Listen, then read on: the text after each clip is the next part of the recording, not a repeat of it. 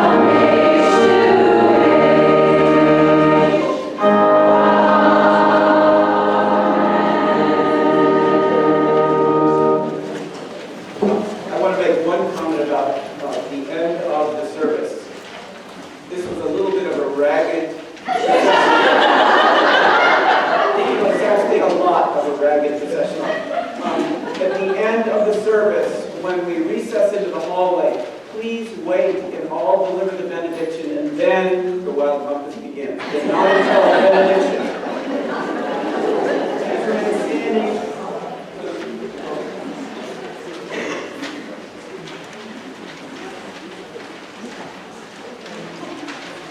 This is the day which the Lord has made.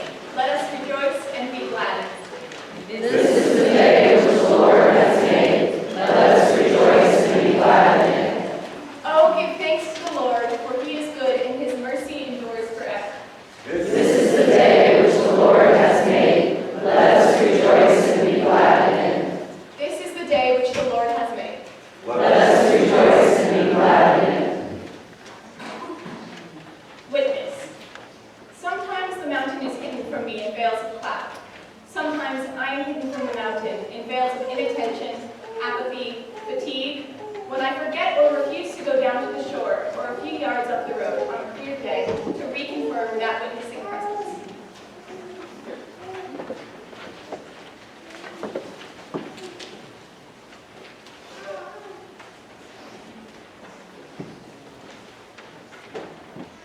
Though I speak with the tongue of mortals and of angels, and have not love, I am become as sounding brass or a tinkling cymbal. And though I have the gift of prophecy, and understand all mysteries and all knowledge, and though I have faith so that I can remove mountains, and have not love, I am nothing. And though I bestow all my goods to feed the poor, and though I give my body to be burned, and have not love, it profiteth me nothing. Love suffereth long, and is kind.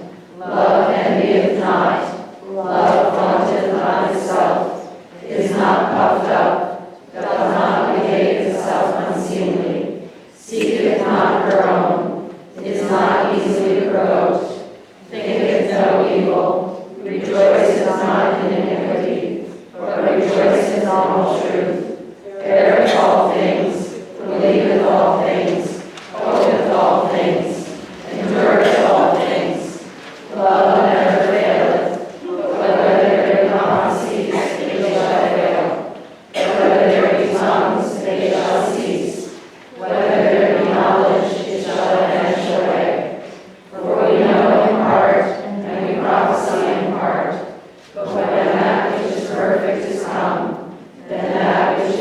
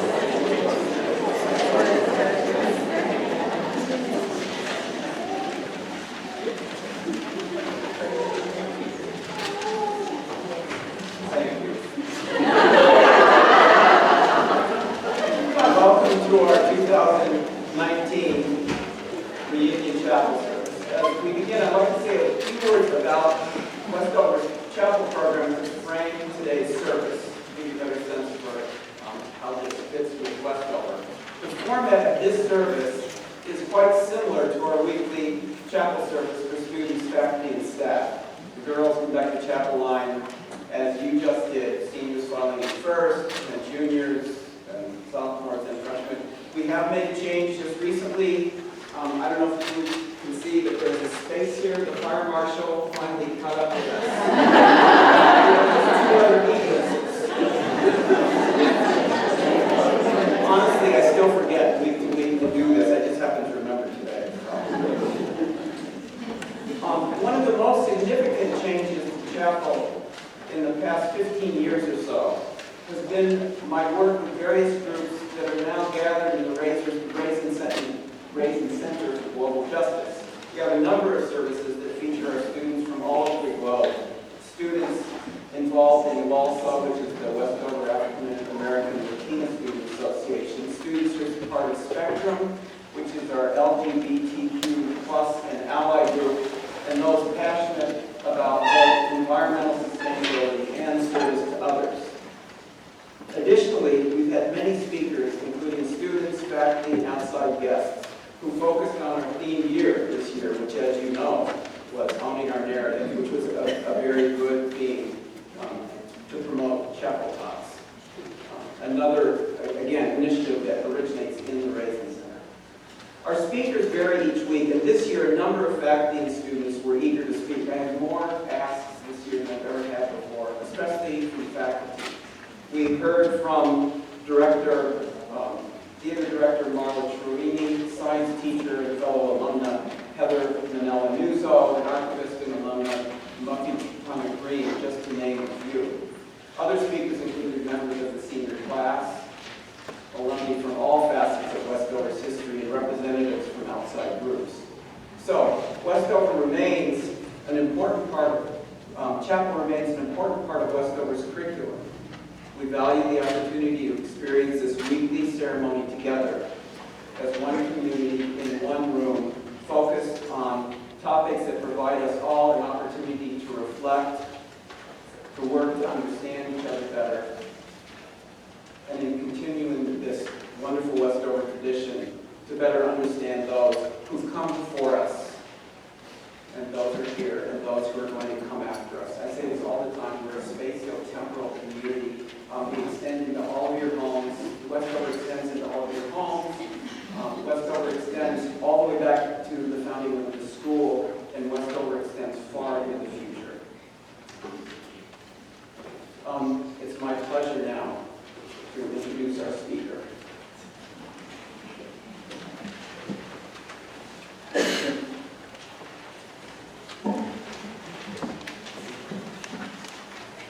Hi, I'm Regina Tamez. I'm a lawyer from Mexico City. I have been here 27 years, almost 3 decades since I was here. But I do remember everything, especially the smell and the comfort. And my year at Westover was one of my happiest years. That I have the best memories, and coming back here just realized everything. And it's really an honor to be here with you today. My arrival at Westover was preceded by my insistent request to my parents to let me study abroad, to let me come to the United States. But thinking back, it was really a request grounded in a girl's desire for freedom, to exercise autonomy. That's how I imagined this boarding school, a place that would allow me to distance myself from my chaotic life in Mexico City, have new and challenging experiences, and allow me to meet people from another country who perhaps had very different ideas about Mexico. And I was not wrong. Even though Westover was similar in many ways to my school back home, although my school back home was very Catholic, an all-girls school and privileged at that, I had finally found a place where my mind could open and I could explore the possibilities independently for my family. 27 years since I experienced traditions, something I'll never forget, that's something we don't have in Mexico, when I was woken up in the middle of the night and felt the giddy terror, but also the solidarity and camaraderie of young women adventuring into the dark forest with their friends. My time at Westover was short, and I was only allowed to stay for 1 year. It was my sophomore year. But after that year, something had happened in me. I returned to Mexico a changed person. That something had everything to do with my professional life today. It has everything to do with my work as a human rights advocate and my personal story. For many years, I was protected from the real world around me. I lived in a bubble, and I took privilege for granted. It wasn't until Westover and the experience of living far from home in another country and culture that I began to see through that bubble. Being forced out of my comfort zone led me to see a different version of Mexico. I began to see a country full of injustice, inequality, poverty, and discrimination. In human rights work, I finally found a way to channel my awareness and do something within the hard reality of my own country. This awareness coincides with my choice to study law in Mexico City and later a master's in law in Washington, D.C., where my work in defense of women's rights began. After 20 years, I've been working in human rights, and my current focus is primarily in Mexico, but it's really clear that the need for social justice is worldwide, and that has become clear to me every single day. Mexico and the United States are neighbors, and they share most of the same challenges. Women both in Mexico and the United States face criticism and discrimination for the way we dress, the way they talk, our personal relationships, what we do, what we do not do. Women face discrimination, harassment, and violence everywhere, from our employers, our colleagues, our partners, many times on a daily basis, whether it be overt actions or microaggressions. The most extreme manifestation that I see every day in my country is women who are murdered for just being women. And I will say it again, women who are murdered just because they are women. And yes, advances have been made, and it would be unfair to ignore them. It is only because of the tireless efforts of great leaders that I'm here before you today. As you may know, Mexico is going through a serious and complex situation in which human rights are systematically violated, with no visible consequences for those who break the law, culminating in the lack of access to justice. The country in which I live and survive, because it has become a thing of survival, is one where impunity is perpetuated by the justice system, in which money and power seem to be the decisive elements in winning or losing a legal battle. The tools I received from Westover have been crucial to the work I do. From the possibility of speaking 2 languages, although I still have trouble with my English, to being able to collaborate with decision makers, meeting other strong women, to understanding the pulse of international policies that dictate the direction of the world. And the last few years, the last 10 years, my professional career has been focused on reproductive justice. This concept that women's choices about their reproductive lives are respected. And law has been a tool of vital importance. My daily task is to think of creative ways to use the law in the context of constant uphill battles, the right to make informed and safe decisions about our reproduction. And also important battles have been won, but efforts to limit these rights are constant. I see the pain of many families that have lost their wife or mother in the delivery room due to medical negligence, of girls whose grandfather or uncle has raped them, women to whom the government has denied them their access to abortion despite the fact that their life or health were at risk, to the all-common stories of mistreatment that women experience during childbirth, and this should fill us all with rage. Just to give you a few numbers, 66% of women in Mexico have experienced some form of violence during the course of their lives. That at least 600,000 sexual crimes are committed every year. And at least one person is reported to the police daily for alleged illegal abortion, and that every day, on every average, 3 women die from preventable causes related to pregnancy, childbirth, and postpartum. This is a reality that we cannot continue to ignore. And this is not exclusive to Mexico. In the United States, there are 26 deaths per 100,000 people due to preventable causes also related to pregnancy and childbirth. And as of 1998, it is estimated that 17.7 million American women have been victims of attempted rape. I see my work in the defense of women's rights as crucial to the construction of fair and happy societies, not only in Mexico, but in the entire world. And I again insist that the training that I received at Westover was key to my understanding of what social justice really is. It was a place where I met a vast diversity of thoughts and religions which broadened my panorama of the world. Our work, our words, our actions must be propelled by the firm belief that all people, of which half of them are women, can and must have a better life. We must use our privilege to make an impact, specifically on those who suffer the most discrimination. It's time to burst the bubble, to stop being comfortable, to stop perpetuating oppression. My journey recognizing my privilege and questioning my own apathy began here in Westover 27 years ago. To all the women here today, I invite you to join me in this journey of reflection that must lead to action, but particularly in the young women studying here today. Your journey begins now. Thank you very much.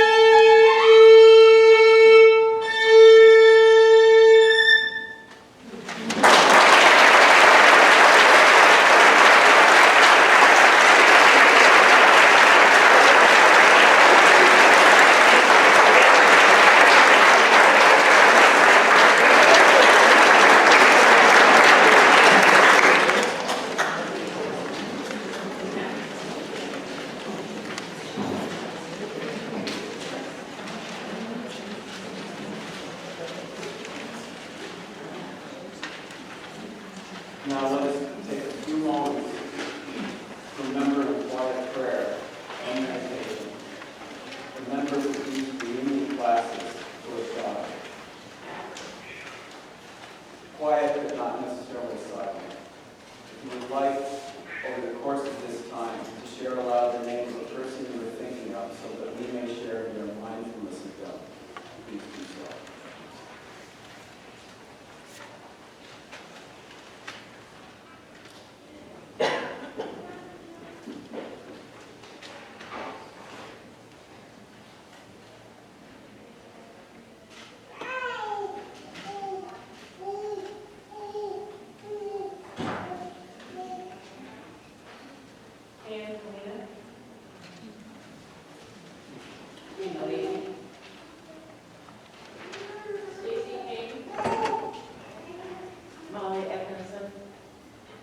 Susan Stockman.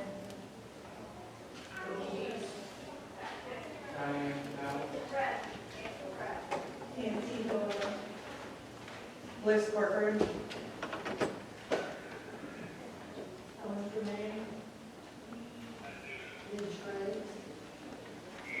Diane Carson.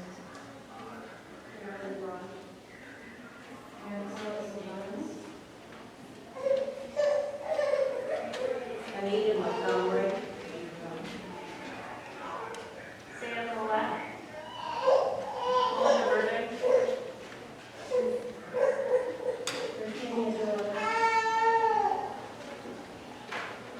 Linda Smith. Adele Irvin. Sarah Alexander Patterson Summers.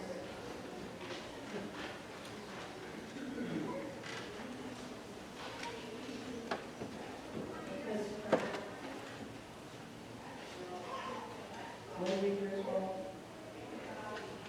Becky Davies. Ms. Duncan.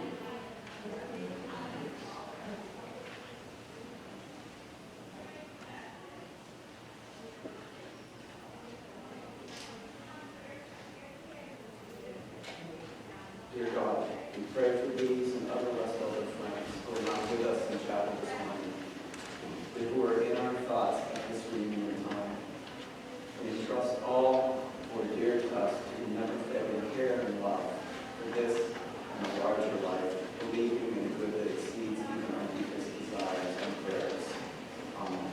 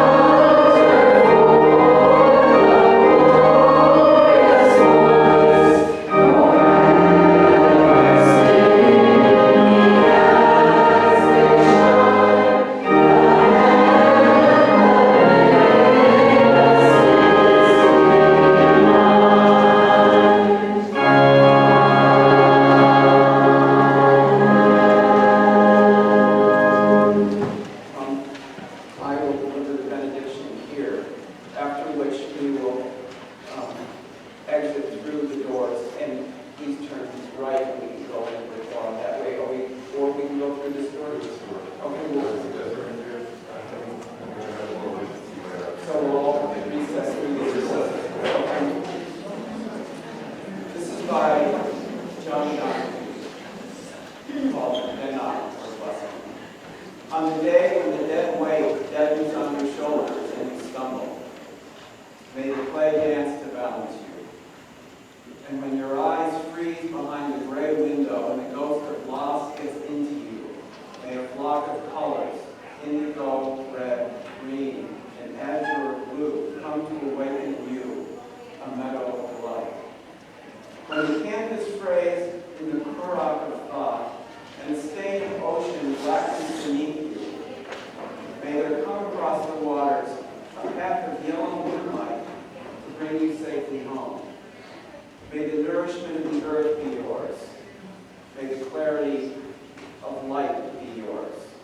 May the fluency of the ocean be yours. May the protection of the ancestors be yours.